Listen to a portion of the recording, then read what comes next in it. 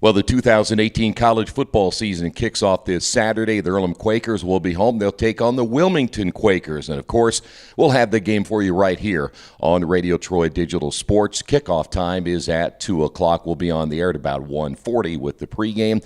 Head coach Nick Johnson, kind enough to join us. I pulled him out of a meeting. See, that's how important I am. He's in a meeting. We bring you out. Anytime. Right? You need something from me, I will head out immediately. Did you really get out of the meeting for me, or was that? It ended when it needed to end. Oh, okay. All right. Well, at least a good thinking on my part. Yeah. Coach, here we go again. Before we talk about this year, let's go back to last year a little bit. You're still looking to get that team over the hump and everything in several different ways. I mean, we've been honest with each other about that and try to get players to come to Earlham and play football. What did you take from last year that you can use this year as a motivation? Well, one of the things I take from last year and from any year that I've been here is that perseverance is always the key, and we just stay the course and we continue to work at it. A tree doesn't chop itself down, it won't fall on that first hit. You got to keep going. And so we continue to work toward our goal together as a team, as a family. And I notice one thing that's always key with any successful team and any program is building around a culture of unity and getting these guys to play as one. That's always going to be the challenge, particularly when you have younger teams like we've tended to have here. And so I'm excited for that challenge. Our coaching staff is excited for that challenge, and they've taken it on really well throughout the preseason. We've always had good groups of kids here, and this is another good group, and we're excited about them and what they're going to do. Are there some learning curves? Absolutely. When you have to play as many freshmen as we have to, we think that that's going to take place. But we also look at it as an opportunity when you're looking at Earlham College as a first-year student-athlete, the chance to play does tend to be immense. And so it's not that Earlham has to play freshmen, it's that Earlham gets to play freshmen. That those freshmen get to play. And so there'll be some hurdles with that and some learning curves, as I said before, but I think there'll also be some really great things that come out of it, some excitement. So, but perseverance is the goal and it's the key. Anything worth having is worth working for, and we start with that on day one. So we want our guys to continue to work hard, not just for victory, but for all the things that they're doing. And I've seen you out there working hard too. So I appreciate that. How long you been at it now? A couple of weeks? A couple of weeks. We started in early August, okay. And so on that report date that we had, and got everybody in and started right away with meetings, and then went to practice in the morning and just hit the ground running, and they did pretty good. They did pretty good. There's always a lot of things you'd like to shore up by week one, and without having two-a-days this year, that kind of eliminates the propensity to get closer on those things. But we've squeezed a lot of football into a short time, and so I think our kids have gotten a lot out of it. How are your freshmen adjusting to that? And again, we talk about it every year. It's a whole different ballgame going from high school to college. Absolutely. My big thing in my mind right now, and the meeting I was at was an academic meeting with a student, is how they adjust to the student-athlete life collegiately. High school, your day's very structured and principled for you. You start your morning with homeroom, then you have your classes, and you know when lunch is going to be. After practice, you got enough time to chat with your friends after school. You got enough time to chat with your friends before you go to practice. Practice is going to be 2 hours and 15 or 2 hours and 20 minutes on the dot. Go home, eat dinner, do homework, go to bed. Here, you may have a whole Tuesday off, and then we got noon special teams meeting, and then you got to grab lunch real quick before your 1 o'clock lab, and it's up to you to get to these things. Coach isn't going to run you to all of that, but if you're not at all that, you'll be doing some running, right? So then we have practice, and we share our facility with other teams, so our practices are at different hours and different times. So structuring that so the kids can understand that life's going to throw you curveballs. You still got to be able to take a swing. Yeah, very, very true. All right, you lose some quality kids off last year's team. We'll preview this year's team in a moment, but maybe the most important was your starting quarterback, who just did so much for your football team, not just last year, but he was a great young man who is just basically did anything you needed him to do as a player. How do you replace a guy like that and then some of the other key players from last year? Yeah, I never look at it in terms of replacing students. I think all of them are irreplaceable, from the guys that hold the clipboards and help signal on the sidelines to the students that are 80% of our offense. They're all irreplaceable to me. I look at trying to discover in the new picture, because every year it's a new team. I don't care who's coming back or who's new. The team itself is new, and our ethos tends to be new, and our theme for the year tends to be new. And so I think more or less, instead of replacing, how do we restructure to benefit what we have?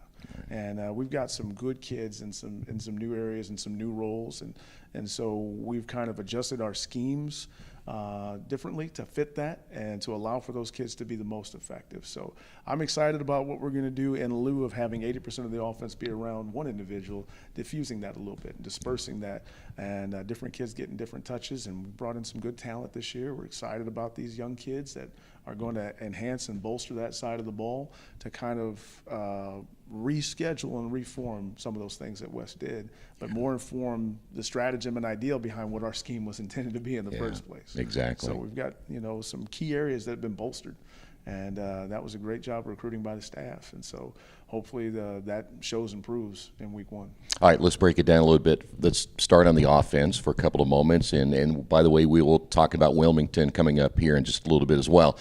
From an offensive standpoint, who's running the show in game number one, and then kind of break down your offensive line, your skilled people, who will we look for beginning on Saturday? Yeah, I think, and all this is subject to change, right? Because they're young kids and you never know, but we're giving the nods to a few guys, and I think we've got a tremendous set of skill players on offense that are going to be exciting. We get to showcase senior Elijah Bilal this year, who's kind of not necessarily been a background player, but by default of his role and what he did in the offense, certainly would have liked to have gotten more touches to him, and I think he would agree with us. Yeah, give me the ball more. He's a dynamic athlete and a good leader, strong personality, and he can make some things go for us. So we're excited to be able to showcase him a little bit.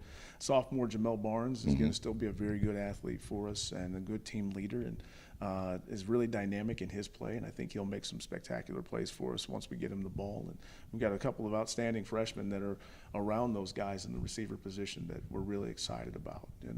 Malcolm Jones out of Detroit, Michigan is going to be a very good player for us. Chancey Cothran is a sophomore who comes back and has always been good in utilitarian roles and tough down yardage from Louisiana. So excited to see what those kids can do. We picked up a player from Texas named Zachary Baker, who's a tall, long receiver that can run and jump and make some really spectacular catches. So there's some guys that I think once we get going, the teams will hopefully be a little more concerned with us instead of they're just going to run with the quarterback. Right, so, exactly.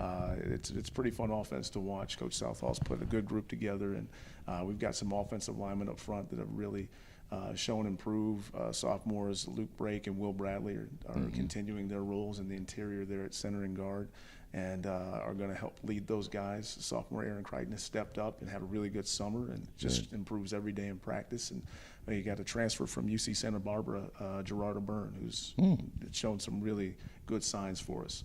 Is going to play some tackle, and then a big freshman out of Texas, Keyshawn Butler, who's going to play the other tackle. And they've got guys behind them that are hungry and ready to go too. So we've got some opportunities on the front side. Carrying the ball for us will be a couple of running backs. Melvin Davis out of North Carolina is a very dynamic and talented freshman player. He's got some really good north-south speed. And Morgan Dinwiddie, who's played slot and running back out of Oklahoma. Good lateral speed, good up and down speed, and is a very solid kid. So they're a good group of young guys going. Quarterback is going to be Colin Hauschel out of New York, Jeffersonville area, upstate, and had a really good high school career and did some really good things for his team and has really worked hard to win the job in camp. He competed with senior Joseph Enright, who's an outstanding human being, good player, good guy, and so Joe made him work for every ounce of it, and is still making him work. And so he's on his back and breathing down his neck, so to speak, and they have a great working relationship. And Joe has done a really good job of mentoring and teaching and coaching Colin as well. And those guys exude the epitome of that competition, yet that quarterback lifestyle. You bet. And so he's as much a coach to him, I think, as Coach Southall is. And so they work really well in tandem together. But,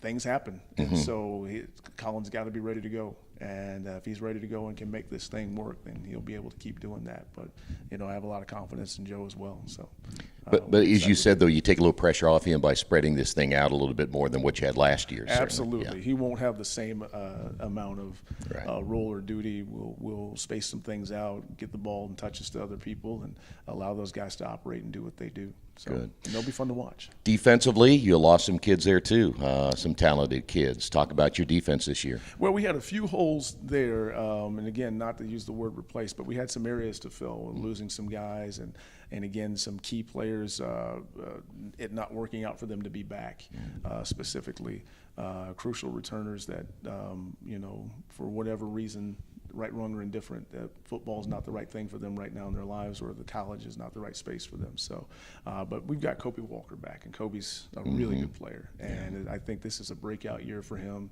as he's going to get more under control and more settled down, and just be really that lights out guy that we knew he could be ever since we recruited him and watched him in all-star games. And he's worked really well with Coach Lee on our defensive side, and is kind of a field general out there and helps to kind of captain that defense and keep those guys going. So we're excited about him and how he's going to really step up and be even more tremendous this year. Really pleased with junior RJ Scott. He had a really good summer out of Virginia. He's going to play defensive end for us, has really stepped up, not only in the weight room but on the field, and has become a workhorse. And he's always been steady and gotten the job done, and so excited to see him take over more of a role and impact the front more. Sophomore Harrison Rice from here locally, Northeastern grad, has really stepped up as well, has done a good job. He'll play on the opposite side of the defensive line, and so he's going to help to really bolster that group. He got some really significant minutes and was a key impact for us as a freshman last year, so we're hoping to parlay that experience into our front and help us be a little bit more solid against the run. So have some newer guys in new positions and linebacking, and so we're hoping that out the gate, that last weekend scrimmage allowed for them to learn and grow from that opportunity, so that they can kind of help add and fill in there and make that group a better group.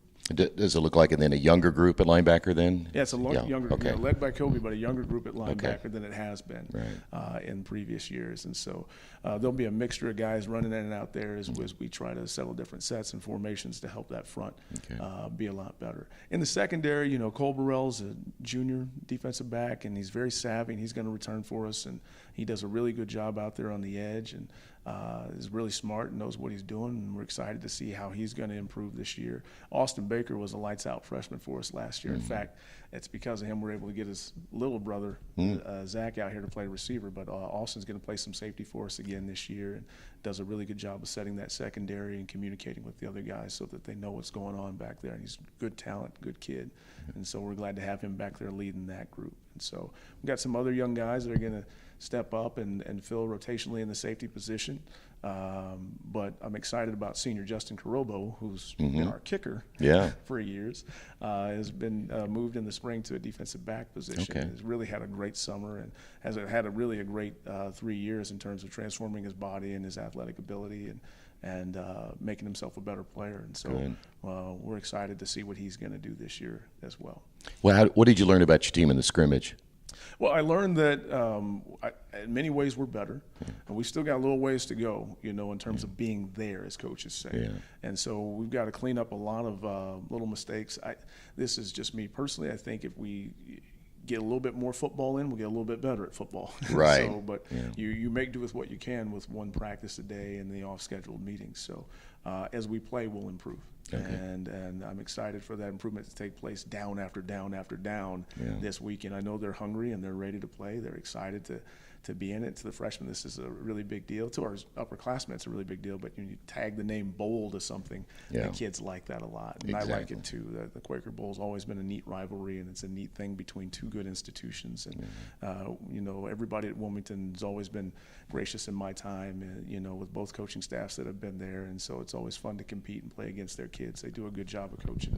And Coach Moore's done a really good job, I think, with this team. And so they've got a lot of youth and a lot of excitement going on, and so they'll bring in some very hungry kids as well. And they're going to give us all that we can handle and more. And I think it's that kind of challenge that's appropriate for our team and where it's at now. We need to be able to step up to that kind of challenge and compete with them and their athleticism and their youth and exuberance. And so, but they do a good job over there. I have no complaints about those. I wish they didn't do such a good job, but Coach Moore's a great guy. So if he's watching, he's a great guy. They do really fantastic work.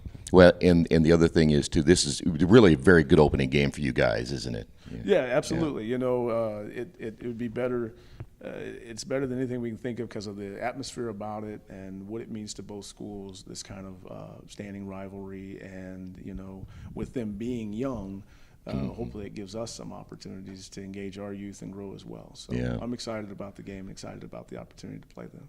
We talked about a lot of your starters. Do you like your depth, or are you still looking for some key areas to make sure that you can fill those needs? When you don't have 100 guys, you're always looking for key areas Yeah. to fill needs. Yeah. Our kids do a really good job of stepping up where needed, and we've been blessed so far in my time here to really be able to still two platoon and even with limited numbers, quote unquote, to get the most we can out of the kids that we have. So I would always like to have more depth, but that's on me as a head football coach, and we've got to do a better job of recruiting and retaining and getting kids to this opportunity. But the kids that are here, I'm excited about, and you can do a heck of a lot more with the ones you have than the ones you don't. So exactly.